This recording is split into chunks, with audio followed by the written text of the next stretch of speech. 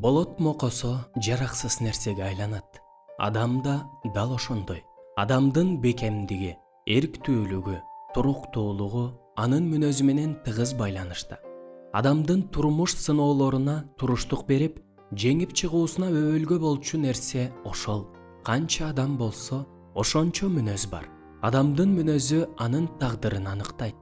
Ачуулуу мүнөз өзү сыяктуу ачуу тагдырга туш кылса, алпейим, бейпил мүнөз да өзү сыяктуу таттуу турмуш жолуна салат. Баары биздин мүнөзгө көз каранды. Ачуулануу кимдин болбосун колунан келет. Бул оңой нерсе. Бирок өзүн башкара билүү, өзүн туура алып жүрүү ар бир эле адамдын колунан келе бербейт. Бул оңой эмес. Көптөгөн адамдардын көйгөйү ачууга алдырып, сезимдерин башкара албаганында. Туура чечим жолун ойлонуп, ошого ылайык иш кылуунун ордуна жаа бербеген албуут сезимдердин туткунунда калганында болот. Негизи эле андай албуут эмоциялардын жетегинде иш кылуу ар дайым терс натыйжа берерин ар бирибиз билип турсак да, убагында кармана албай калабыз. Терс кыялдардын айынан ордун толтурууга болбой турган, кайрып келүүгө мүмкүн болбогон каталар кетет. Ошондой жагдайларда эч нерсени кайра калыбына келтирүүгө мүмкүн эмес. Дүйнөнүн мен деген атактуу окумуштуулары өздөрүн эң сейрек, эң татаал, эң кызыктуу долбоорлорду иштеп чыгууга толугу менен арнашат. Бирок алар туш болгон эң чоң көйгөй аларда илимий билимдердин жетишсиздиги же мүмкүн эмес нерсени мүмкүн кылууга шарттардын жоктугу эмес экен.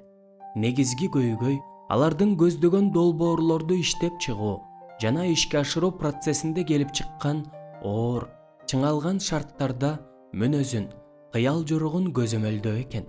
Мындай окумуштуулар атүгүл космос мейкиндигин багындырууну үйрөнүшкөн, улуу ачылыштарды жасашкан. Бирок өздөрүнүн ички мейкиндигин багындырып, ички дүйнөсүндө ачылыш жасоого кудурети жете элек. Биздин жашообуз кандай? Ачууга алдырганда айтпас нерсени айтып, кылбас нерсени кылып албайбызбы? Бир саамга өзүбүздү токтотуп, ой калчасак, андай болбосо эле. Эгер ошондой болсо, эмоцияларыбыз менен каалоолорубузду көзөмөлдөй билүүнү үйрөнгөнүбүз жөн. Ачуу сезимдерибизди башкара албай калма адатыбызды Кудайга айтып, жардам сурадык беле? Күнүбүздү анын алдына чөгөлөп, Теңир, мага сенин жардамың керек.